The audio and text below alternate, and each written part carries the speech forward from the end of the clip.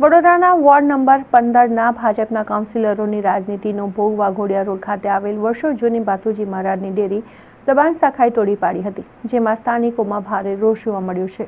છેલ્લા 32 વર્ષથી વધુના સમય કરતાં પણ ભાજપે રાજ્યમાં સત્તા સંભાળી છે, જેમાં રાજ્યના દરેક શહેર કરતાં વડોદરામાં અંદરોઅંદરની ભાજપના જ કાઉન્સિલરોમાં રાજનીતિ ચાલતી આવેલી છે। કેટલાક કિસ્સાઓમાં એકબીજાના ટાંટિયા ખેંચવાના કારણે અન્ય સામાન્ય વ્યક્તિઓને એનો ભોગ બનવાનો વારો પણ આવી ચૂક્યો છે।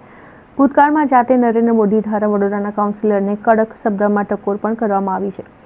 હાલ વડોદરા રાજ્યના અન્ય શહેરો કરતાં વિકાસની દ્રષ્ટિએ 10 વર્ષથી વધુ પાછળ થઈ ચૂક્યો છે, જ્યારે સ્વચ્છતામાં 33મો નંબર આવી ગયો છે અને હવે દરેક બાબતમાં ભ્રષ્ટાચારની હદ થઈ ગઈ છે। ટૂંક સમય પહેલા જ તરસાલી બાયપાસ પર બિલ્ડરને ફાયદો કરાવવા સિટી એન્જિનિયર તેમજ રોડ વિભાગના અધિકારીઓની મિલીભગતથી લાખો રૂપિયાનો રસ્તો બનાવી દેવામાં આવ્યો હતો, જ્યારે હવે અન્ય કોણે ફાયદો કરાવવા ભગવાનને પણ નેતા અને અધિકારીઓ ભક્તા નથી। ગતરોજ વાઘોડિયા કલાદર્શન રોડના વર્ષો જૂના ભાથુજી મહારાજની ડેરીને તોડી પાડવાની ઘટના લઈને સ્થાનિક રહીશોએ ભારે હોહાપોહ મચાવ્યો હતો અને ઘર્ષણના બનાવ પણ બન્યા હતા, જેમાં દબાણ શાખાના અધિકારી મંગેશ જયસ્વાલે જે વર્ષોથી કેટલીક જગ્યાના દબાણોમાં હપ્તા ખાતા હોવાના લોકમુખે ચર્ચા ચાલે છે, જેમાં પથ્થરગેટ, સાયકલ બજાર તેમજ ખંડેરાવ માર્કેટ પાસેના ફૂટપાથ પર બેસતા પથારા લારીઓ તેમજ માંડવી ન્યાય મંદિર મંગળ બજારના 500થી વધુ ગેરકાયદેસર પથારાના દબાણો ક્યારે પણ હટાવવામાં આવતા નથી, જ્યારે ડેરી તોડી પાડવામાં વધુ રસ હતો। બીજી તરફ આ વોર્ડના 4 કાઉન્સિલરમાં ખૂબ જ ચર્ચામાં રહેલા આશિષ જોશી આટલા મોટા બનાવ બાદ પણ જગ્યાએ સ્થળ પર કેમ ભાથુજી મહારાજની ડેરી તોડતા રોકવા ના આવ્યા, તેમજ જ્યારે અન્ય મુદ્દાઓ પર આશિષ જોશી ખૂબ કામગીરી કરતો હોય છે તેવી રીતના વારંવાર મીડિયામાં આવે છે, તો આટલા મોટા બનાવ બાદ આવ્યાના કારણે સ્થાનિકોમાં ભારે રોષ હતો। બીજી તરફ અન્ય 2 મહિલા કાઉન્સિલર અને અન્ય કાઉન્સિલરના બાબતમાં પણ લોકમુખે એવી ચર્ચા ચાલતી હતી કે આમાં રાજકીય ષડયંત્ર રચાયો છે, જેને લઈને આ વર્ષો જૂની ભાથુજી મહારાજની ડેરી તોડી પાડવામાં આવી છે, જ્યારે હિન્દુ સંગઠનો તેમજ સ્થાનિકોએ મેયર પિંકીબેનને રજૂઆત કરતા ફરીથી આ જગ્યા પર ભાથુજી મહારાજની ડેરી બનાવી દેવામાં આવશે તેવી ખાતરી આપવામાં આવી હતી। પાલિકા એવું કહે છે કે દબાણ છે, મંદિર જે દબાણમાં આવે છે હટાવી દેવાનું।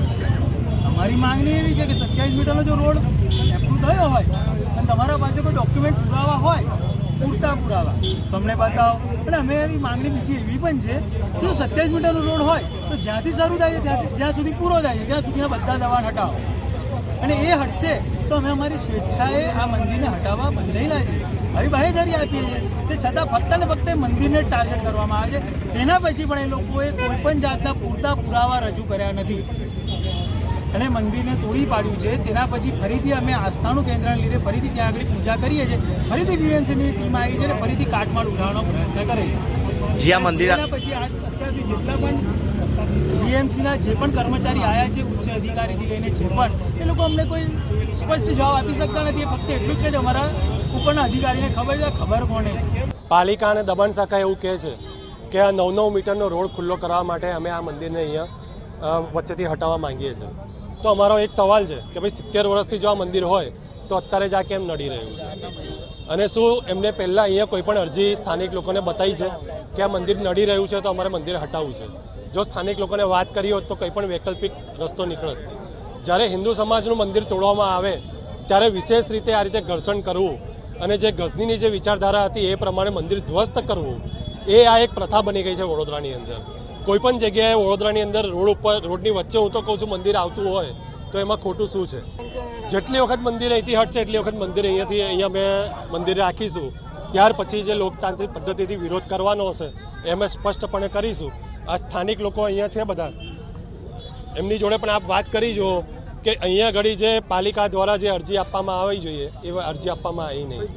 જે નીતિ નિયમ જે હોય છે એ પૂરા કરવાના હોય એ પૂરા કર્યા નથી, તો એ કર્યા વગર અહીંયા પાલિકાના કોઈ પણ અધિકારી અહીંયા જવાબ આપવા આવવા માટે તૈયાર છે નહીં કે આ મંદિર હટાવવાનો ઓર્ડર કોને કર્યો।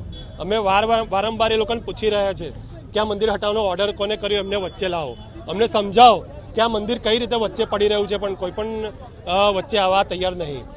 રોડ બનાવવાવાળા એવું કહે છે કે અમને પાલિકાએ કીધું અને પાલિકાવાળા એવું કહે છે કે આ રોડ જે બનાવો છે આ એમનો ઓર્ડર છે। બધા એકબીજાને ટોપી ઉપર નાખી રહ્યા છે, કોઈ પણ વ્યક્તિ સામે આવવા તૈયાર નથી।